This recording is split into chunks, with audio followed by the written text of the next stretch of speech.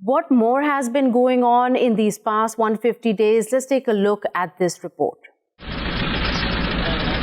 Today marks 150 days of complete lockdown in Indian-occupied Jammu and Kashmir. Prime Minister Modi's government revoked Article 370 on August 5, 2019, which gave the Kashmiri homeland some autonomy. Anticipating protests, the BJP-led government imposed a curfew and communications blockade. Landline, internet and mobile phone services were blocked. A top US daily reported India's internet ban in the valley is longest by any democracy in the world. Locals say aggressive cordon and search operations are still underway.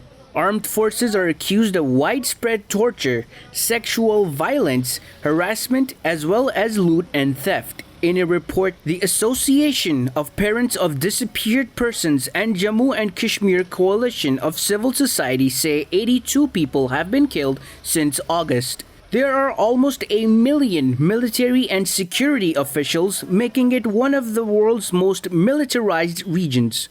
This makes daily movement difficult for 8 million Kashmiris. As a result, schools are still shut, hospitals understaffed and undernourished, businesses bankrupt. The Kashmir Commerce Chamber says the valley's economy has suffered a loss of $2.5 billion.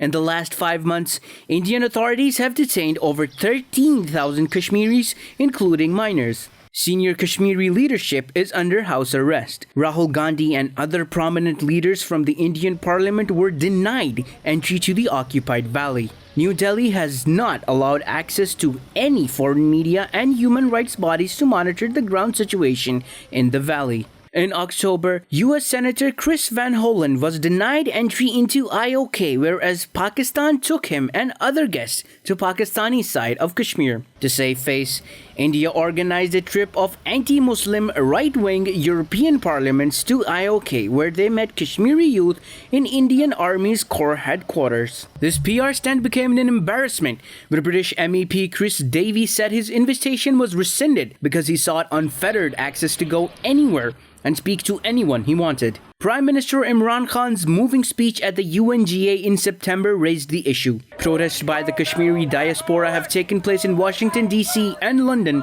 demanding the removal of draconian restrictions. World leaders have urged Prime Minister Modi to remove the curfew and allow impartial groups to monitor the situation. International and domestic bodies including the UN, EU, OIC, and US Congress have criticized Indian atrocities in IOK. The Human Rights Watch and Amnesty International have also condemned repression in the valley and called on the world to take action.